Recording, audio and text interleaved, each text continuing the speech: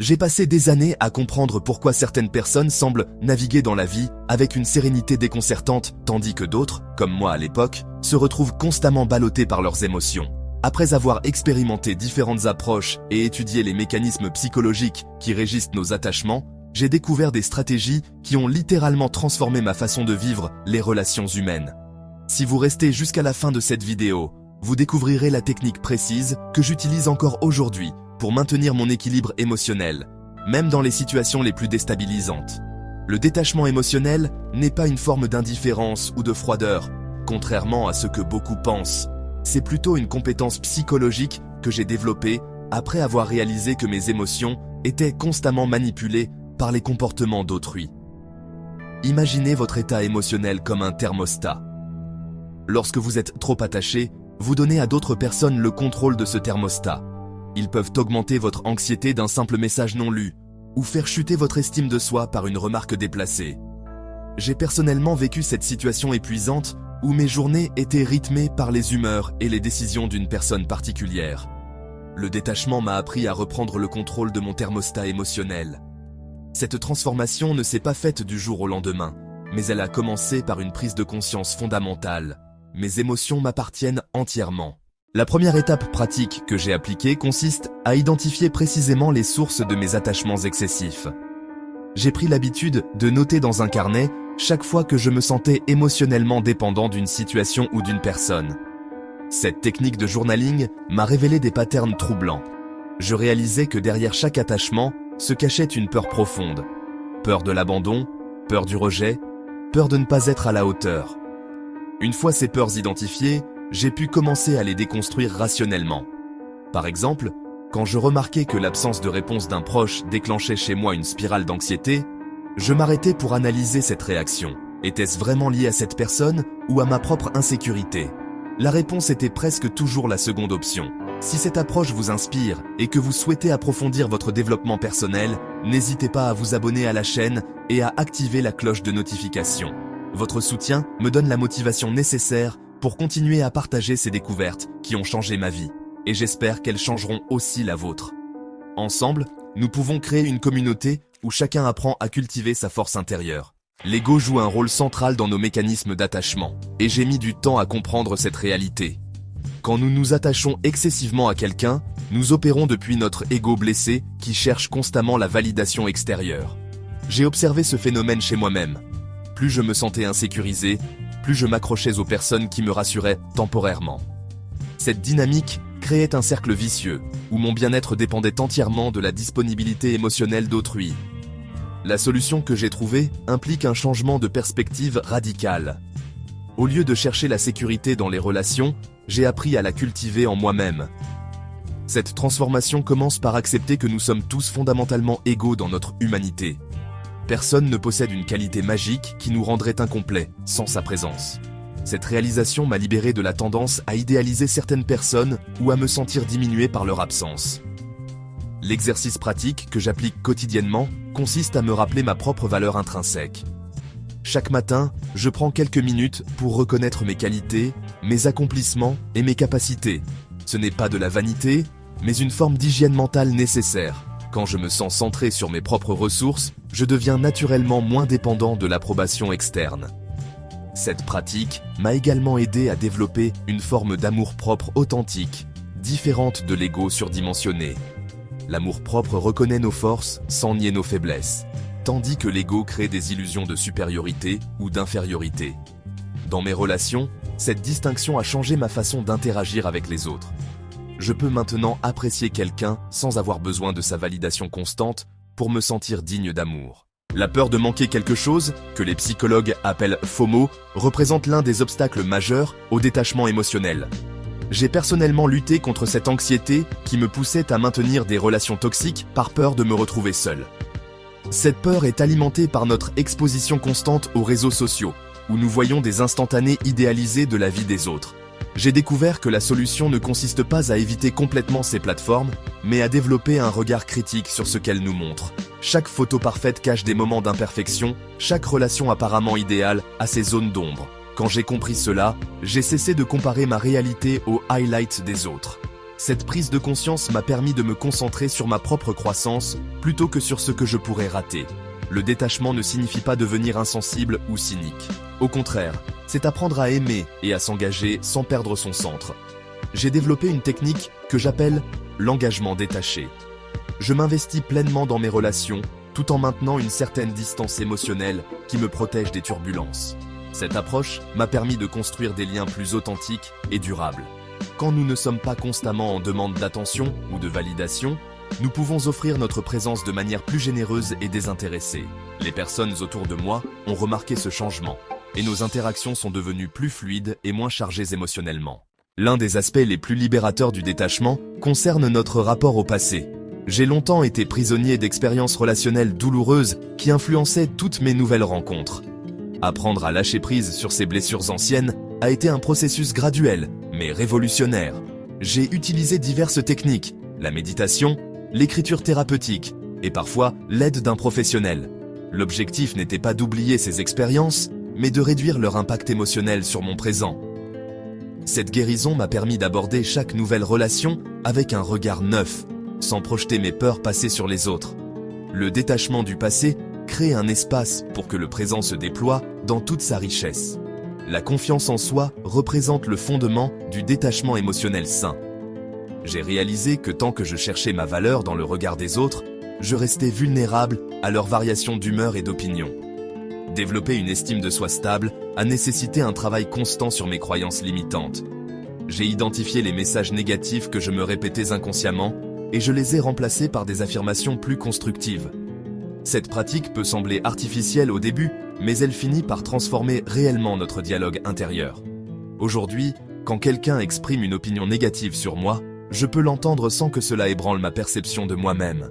Cette solidité intérieure me permet d'être plus ouvert aux critiques constructives tout en filtrant les jugements destructeurs.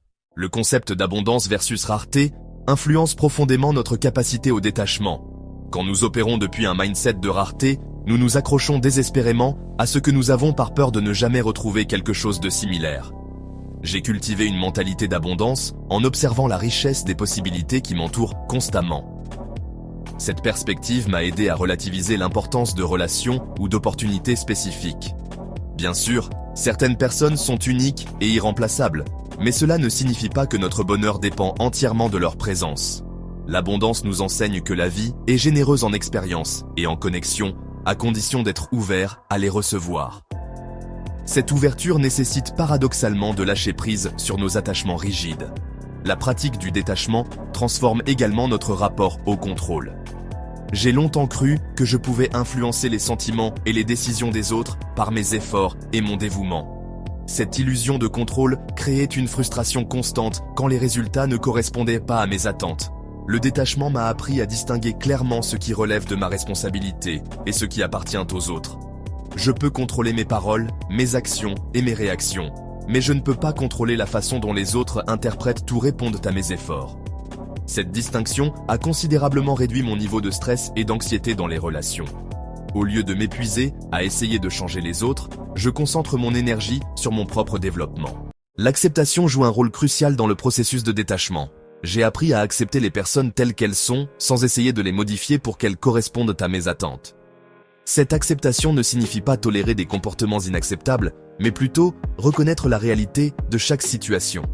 Quand j'accepte qu'une personne ne peut pas, ou ne veut pas, répondre à mes besoins émotionnels, je peux prendre des décisions plus claires sur la suite de notre relation. Cette clarté élimine les espoirs irréalistes et les déceptions répétées qui maintiennent les cycles d'attachement toxiques. L'acceptation me permet également de célébrer les qualités positives des autres sans être aveuglé par leurs défauts. La gratitude représente un outil puissant pour cultiver le détachement sain. J'ai développé une pratique quotidienne de reconnaissance pour les expériences positives que j'ai vécues avec différentes personnes. Cette gratitude me permet d'honorer ces moments sans m'accrocher désespérément à leur répétition. Je peux être reconnaissant pour ce qu'une relation m'a apporté tout en acceptant qu'elle puisse évoluer ou se terminer. Cette perspective transforme les fins de relations en opportunités de croissance plutôt qu'en tragédies personnelles. La gratitude nourrit également ma confiance en l'avenir, car elle me rappelle que j'ai déjà vécu de belles choses et que d'autres m'attendent. Le détachement émotionnel améliore paradoxalement notre capacité à créer des liens authentiques. Quand nous ne sommes plus dans le besoin constant, nous pouvons offrir notre présence de manière plus généreuse et désintéressée. J'ai remarqué que mes relations sont devenues plus profondes et plus satisfaisantes depuis que j'ai cessé d'être en demande perpétuelle. Les personnes se sentent plus à l'aise avec moi, car elles ne ressentent pas la pression de combler mes vides émotionnels. Cette dynamique crée un cercle vertueux, où chacun peut s'exprimer librement sans craindre de décevoir l'autre. Le détachement ne nous isole pas, il nous connecte plus authentiquement au monde. La gestion des émotions intenses représente l'un des défis majeurs du détachement émotionnel. J'ai développé une technique que j'appelle l'observateur intérieur, pour naviguer dans les moments de forte charge émotionnelle. Quand je sens l'anxiété ou la colère monter, je prends une pause mentale et j'observe mes sensations comme si j'étais un spectateur bienveillant. Cette distance psychologique me permet de ne pas être submergé par l'émotion tout en la reconnaissant pleinement. J'ai appris à dire « je remarque que je ressens de la frustration » plutôt que « je suis frustré ». Cette nuance linguistique peut sembler minime, mais elle crée un espace crucial entre mon identité et mes états émotionnels temporaires. Avec la pratique, cette technique devient automatique et transforme notre rapport aux émotions difficiles. La notion de temporalité joue un rôle essentiel dans le développement du détachement. J'ai réalisé que beaucoup de nos attachements sont nourris par l'illusion de permanence. Nous nous accrochons à des situations ou des personnes en croyant qu'elles resteront identiques pour toujours. Cette croyance génère une anxiété constante, car nous luttons contre la nature changeante de l'existence. J'ai appris à embrasser l'impermanence comme une alliée plutôt qu'une ennemie. Quand je traverse une période difficile, je me rappelle que cela aussi passera. De même, quand je vis des moments de bonheur, j'apprends à les savourer pleinement sans m'accrocher désespérément à leur prolongation. Cette acceptation de l'impermanence a considérablement réduit mon anxiété et augmenté ma capacité à apprécier le présent. L'importance de l'environnement social dans notre parcours de détachement ne peut être sous-estimée. J'ai découvert que certaines personnes nourrissent inconsciemment nos patterns d'attachement malsains. Il m'a fallu du courage pour identifier ces relations toxiques et prendre des distances nécessaires. Cette démarche ne signifie pas rejeter les autres, mais plutôt créer des limites saines qui protègent notre équilibre émotionnel. J'ai également cherché activement à m'entourer de personnes qui incarnent les qualités que je souhaite développer. L'influence de notre cercle social sur notre bien-être mental est considérable, et choisir consciemment nos fréquentations fait partie intégrante de notre développement personnel. Cette sélection relationnelle demande de la discernement et parfois des sacrifices temporaires, mais elle est essentielle pour maintenir notre progression. La pratique de la méditation a révolutionné ma compréhension du détachement émotionnel. J'ai commencé par de courtes sessions de 5 minutes quotidiennes, me concentrant simplement sur ma respiration. Cette pratique m'a enseigné l'art de l'observation sans jugement, une compétence fondamentale pour le détachement. Pendant la méditation, j'apprends à laisser passer les pensées et les émotions sans m'y accrocher. Cette capacité se transfère naturellement dans ma vie quotidienne, me permettant de ne pas être emporté par chaque fluctuation émotionnelle. La méditation m'a également aidé à développer une forme de compassion envers moi-même, réduisant l'autocritique qui alimentait mes attachements névrotiques. Aujourd'hui, je considère ces moments de silence comme des rendez-vous essentiels avec moi-même. Le rôle de l'activité physique dans le processus de détachement mérite une attention particulière. J'ai découvert que l'exercice régulier renforce considérablement ma stabilité émotionnelle. Quand je maintiens une routine sportive, je me sens naturellement moins dépendant des validations externes. L'activité physique libère des endorphines qui créent un bien-être naturel, réduisant le besoin de chercher ce bien-être dans les relations. J'ai également remarqué que les défis physiques développent une forme de résilience qui se transpose dans les défis émotionnels. Surmonter la fatigue pendant un entraînement m'a appris que je peux également surmonter l'inconfort émotionnel du détachement. Cette connexion corps-esprit est devenue un pilier de mon équilibre personnel. L'exploration créative représente une voie puissante vers l'indépendance émotionnelle. J'ai redécouvert ma passion pour l'écriture et la musique, des activités qui me connectent à mon essence profonde. Ces moments créatifs me rappellent que ma valeur ne dépend pas de l'approbation d'autrui, mais de ma capacité à créer et à m'exprimer. La créativité nourrit une forme d'estime de soi qui vient de l'intérieur et qui est moins vulnérable aux fluctuations relationnelles. J'encourage vivement chacun à identifier ses talents créatifs et à les cultiver régulièrement. Cette pratique devient un refuge émotionnel où nous pouvons nous ressourcer et retrouver notre centre. La créativité nous enseigne également que nous sommes des êtres générateurs de beauté et de sens, indépendamment de nos relations. La dimension spirituelle du détachement, sans être nécessairement religieuse, mérite d'être explorée. J'ai développé une connexion avec quelque chose de plus grand que moi-même, que j'appelle l'énergie universelle. Cette perspective me permet de relativiser l'importance de mes préoccupations personnelles et de mes attachements. Quand je me sens connecté à cette dimension plus vaste, mes problèmes relationnels perdent de leur intensité dramatique. Cette spiritualité pragmatique m'aide à maintenir une perspective équilibrée sur les événements de ma vie. Je ne parle pas de résignation passive, mais d'une acceptation active qui me permet d'agir avec plus de sagesse et moins d'impulsivité. Cette connexion spirituelle nourrit ma capacité à aimer sans posséder et à m'engager sans m'accrocher. L'apprentissage continu joue un rôle crucial dans le maintien du détachement émotionnel. J'ai fait de la psychologie, de la philosophie et du développement personnel des compagnons constants de mon parcours. Cette soif d'apprendre me maintient dans une posture de croissance qui rend les attachements statiques moins attrayants. Chaque nouveau livre, chaque nouvelle découverte enrichit ma compréhension de moi-même et des autres. Cette expansion intellectuelle crée un sentiment d'abondance qui réduit la peur du manque. J'ai également appris à voir chaque expérience, même difficile, comme une opportunité d'apprentissage. Cette perspective transforme les échecs relationnels en leçons précieuses, plutôt qu'en preuve de mon inadéquation. Si vous avez trouvé ces insights utiles pour votre propre parcours de développement personnel, je vous encourage vivement à vous abonner à cette chaîne et à activer les notifications. Votre engagement m'inspire à continuer ces recherches et à partager les découvertes qui peuvent transformer nos vies. Ensemble, nous pouvons créer une communauté où chacun apprend à cultiver sa force intérieure et à vivre des relations plus épanouissantes. N'hésitez pas à partager vos propres expériences en commentaire, car vos témoignages enrichissent notre compréhension collective de ces processus psychologiques fascinants.